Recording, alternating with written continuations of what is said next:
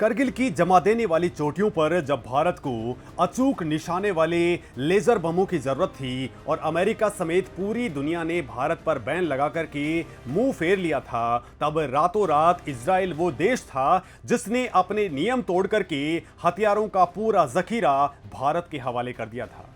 1962 के युद्ध से लेकर के करगिल वॉर तक बिना किसी औपचारिक रिश्ते के भी आखिर इजराइल भारत के लिए दुनिया से बगावत क्यों कर रहा था। आज जब दुनिया की हर अंतरराष्ट्रीय अदालत और सुपर पावर इजराइल को मिटाने और अलग थलग करने पर तुले हैं, तब रातों रात भारत से जाने वाले हथियारों की उन 2596 खुफिया खेपों का असली सच क्या है, जिस इजराइल ने भारत के हर बुरे वक्त में साथ दिया, आज कैसे भारत की एक सीक्रेट सप्लाई चेन और हजारों मजदूरों की फौज ने इजराइल को घुटनों पर आने से बचा लिया है। बंद कमरों के अंदर पीएम मोदी, एनएसए अजित डोभाल और एस जयशंकर आखिर इजराइल के साथ मिलकर के कौन सी ग्रैंड स्ट्रेटेजी रच रहे हैं। दोस्तों, आपको लगता है कि भारत और इजराइल का रिश्ता सिर्फ मिसाइलों और ड्रोन्स की खरीद फरोख्त तक सीमित है, लेकिन 21st सेंचुरी की डीप टेक, एआई और साइबर सिक्योरिटी की सुनामी के अंदर भारत की मैन्युफैक्चरिंग और इजराइल का दिमाग मिलकर के ऐसा बवंडर तय कर रहे हैं जिसे चाहकर के भी अमेरिका या चाइना कभी नहीं तोड़ पाएंगे। दोस्तों, अंतर्राष्ट्रीय संबंधों में एक बहुत ही मशहूर कहावत है कि जियोपॉलिटिक्स में कोई किसी का सगा नहीं होता, यहां सिर्फ राष्ट्रीय हित सर्वोपरि होते हैं। लेकिन दोस्तों, भारत और इजराइल का रिश्ता इस पूरी थ्योरी को पलट करके रख देता है। इसकी जड़ें सिर्फ आज के रक्षा सौदों के अंदर नहीं, बल्कि हजारों साल पुराने इतिहास और अटूट विश्वास के अंदर छिपी है। यहूदी समुदाय पिछले 2000 सालों से दुनिया भर के अंदर, खास करके यूरोप और मध्य पूर्व के अंदर भयंकर अत्याचार और एंटी सेमिटिज्म का शिकार हुआ है। लेकिन दोस्तों, भारत दुनिया का इकलौता ऐसा देश है जहां शरण लेने वाले यहूदियों का कभी धार्मिक उत्पीड़न नहीं हुआ। भारत ने उन्हें अपने धर्म का पालन करने की पूरी आजादी दी। इजराइल के लोग और वहां की सरकारें भारत के इस ऐतिहासिक एहसान को आज तक नहीं भूलती हैं। और यही वजह है कि जब 1992 तक भारत और इजराइल के बीच में कोई पूर्ण राजनयिक संबंध नहीं थे, तब भी इजराइल ने भारत के हर बड़े संकट के अंदर अपनी पूरी ताकत झोंक दी थी। 1962 में जब चाइना ने भारत के ऊपर अटैक किया था, तब भारत सैन्य साजो सामान की भारी कमी से जूझ रहा था। उस वक्त प्रधानमंत्री नेहरू ने इजराइल के प्रधानमंत्री डेविड बेन गुरियन को पत्र लिख करके मदद मांगी थी।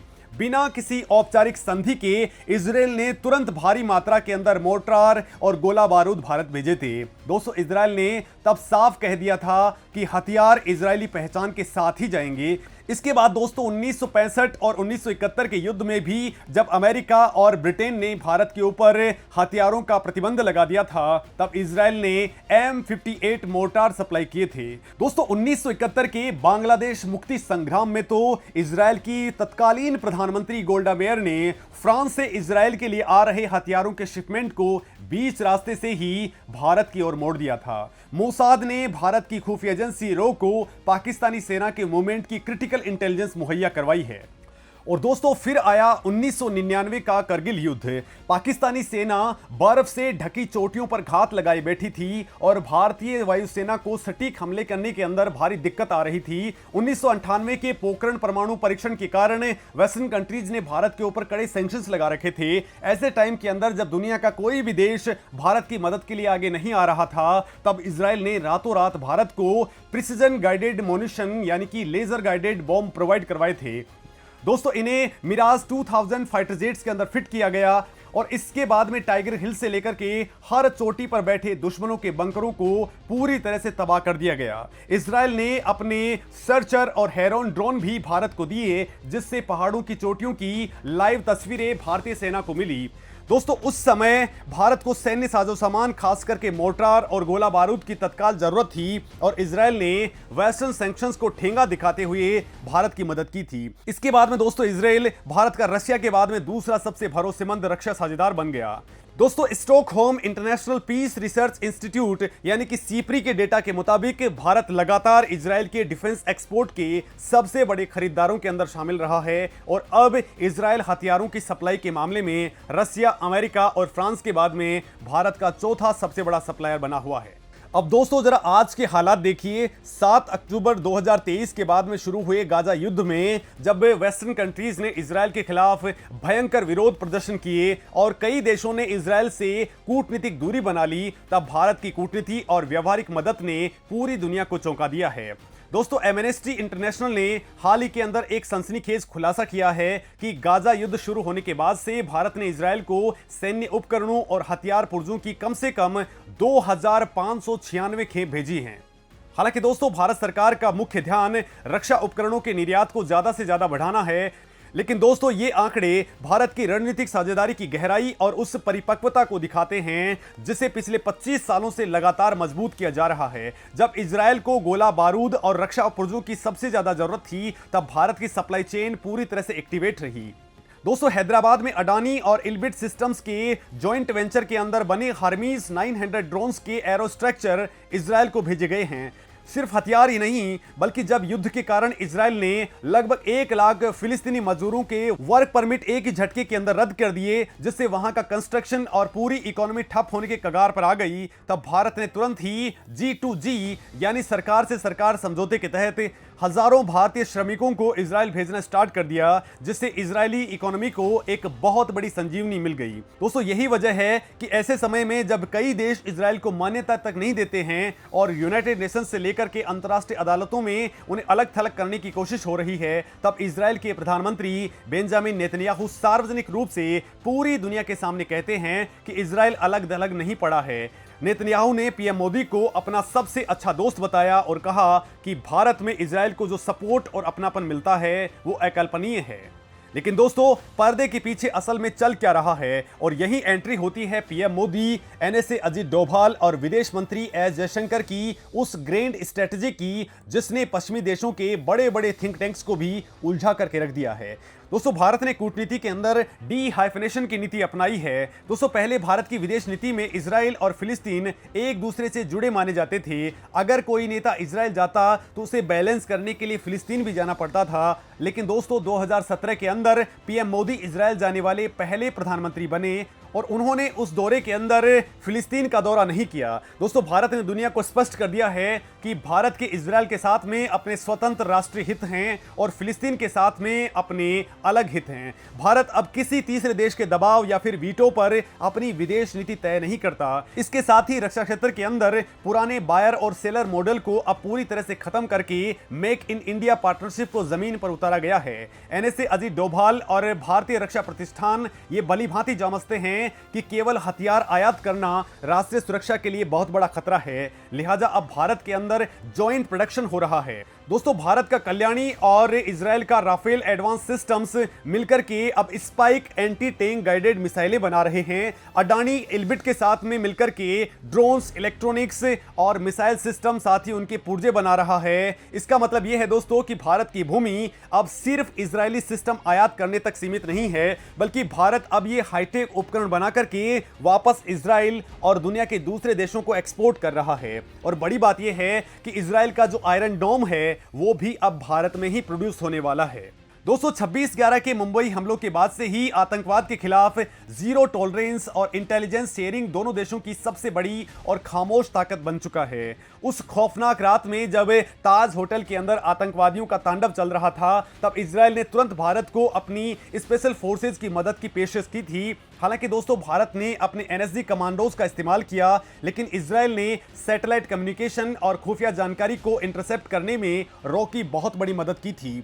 आज कश्मीर की वादियों से लेकर के लेबनान और गाजा बॉर्डर तक रेडिकलाइजेशन और बॉर्डर मैनेजमेंट के अंदर भारत और Israel real time data share करते हैं। साइबर सिक्योरिटी और सर्विलांस टूल्स के अंदर इजराइल की टेक्नोलॉजी भारतीय सुरक्षा ग्रिड के लिए एक बेहद मजबूत और पेगासस जैसे एडवांस सिस्टम इस खुफिया सहयोग का सिर्फ एक छोटा सा एग्जाम्पल है। और दोस्तों खेल सिर्फ रक्षा और खुफिया जानकारी तक सीमित नहीं है। एस जयशंकर की मल्टी अलाइनमेंट नीति के तहत भारत और इजराइल मिडिल ईस्ट के अंदर I2U2 और IMEC यानी कि India middle east Europe economic corridor के जरिए एक ऐसा नया कूटनीतिक जाल बुन रहे हैं जिसने चाइना की रातों की नींद उड़ा दी है। अरब देशों के साथ में भारत की बढ़ती दोस्ती कोई दिखावा नहीं है, बल्कि ये एक नई सोची समझी रणनीति है।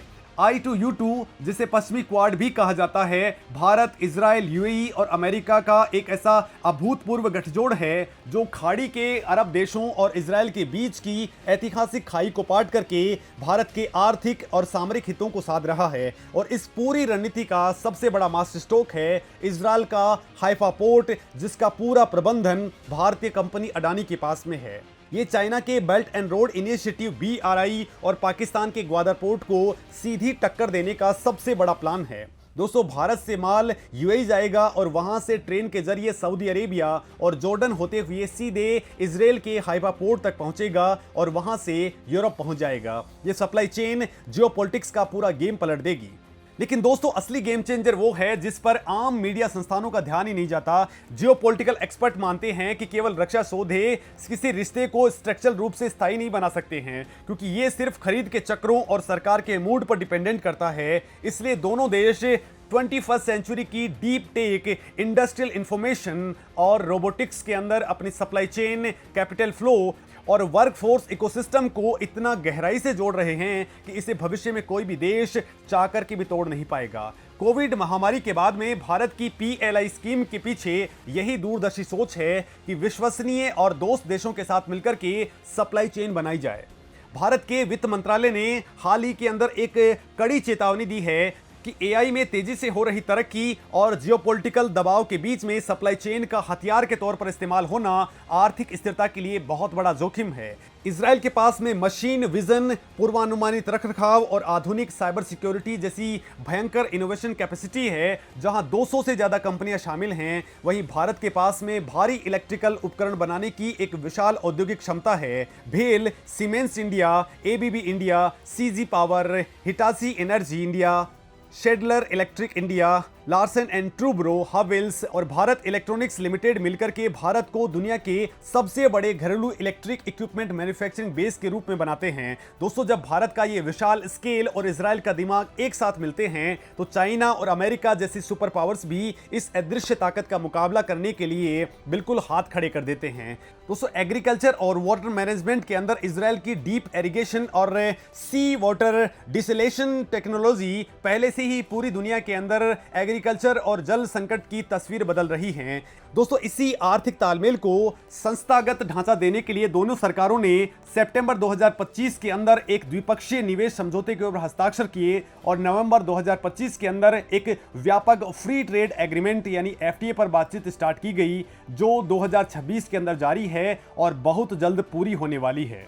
दोस्तों, जैसे जैसे भारत का रक्षा उद्योग दुनिया भर के अंदर बढ़ रहा है और रणनीतिक साझेदारियां गहरी हो रही हैं, नई दिल्ली को यह एहसास हो गया है कि सैन्य और औद्योगिक सहयोग को अंतर्राष्ट्रीय संघर्षों से जुड़े जियोपॉलिटिकल नतीजों से अलग नहीं रखा जा सकता है। एमनेस्टी इंटरनेशनल की रिपोर्ट या पश्चिमी देशों के दबाव से भारत और इजराइल के रिश्ते अचानक खत्म नहीं होने वाले हैं। ये साझेदारी अब सिर्फ लेन देन से बहुत आगे निकल करके खून और भरोसे के रिश्ते में तब्दील हो चुकी है। वेस्टर्न कंट्रीज जहां मानवाधिकारों का चोला ओढ़ करके मुश्किल हालात के अंदर हथियार रोक देते हैं, वहीं इजराइल ने बार बार यह साबित किया है कि वो भारत के लिए दुनिया के हर अंतरराष्ट्रीय नियम को ताक पर रख सकता है। और आज जब गाजा युद्ध के बाद में इजराइल को दुनिया अलग थलग कर रही है, तब भारत ने बिना कोई शोर मचाए अपनी साइलेंट लेकिन एग्रेसिव कूटनीति से उसे वो बैक एंड सपोर्ट दिया है जिसकी उसे आज सबसे ज्यादा जरूरत है। दोस्तों, हम दुनिया से अपने फैसले नहीं पूछेंगे, हम अपने फैसले खुद लेंगे जो हमारे राष्ट्रहित और हमारी पुरानी वफादारियों के ऊपर पूरी तरह से आधारित होंगे। यही वो ग्रैंड स्ट्रेटजी है जो भारत को एक उभरती हुई ग्लोबल सुपर पावर बनाती है और भारत इजराइल के इस अटूट गठजोड़ को 21वीं सेंचुरी का सबसे ताकतवर जियोपॉलिटिकल अस्त्र साबित करता है। दोस्तों, अब इस पूरी मामले पर आपका क्या कहना है? कमेंट सेक्शन में अपनी बात जरूर रखें। नमस्कार।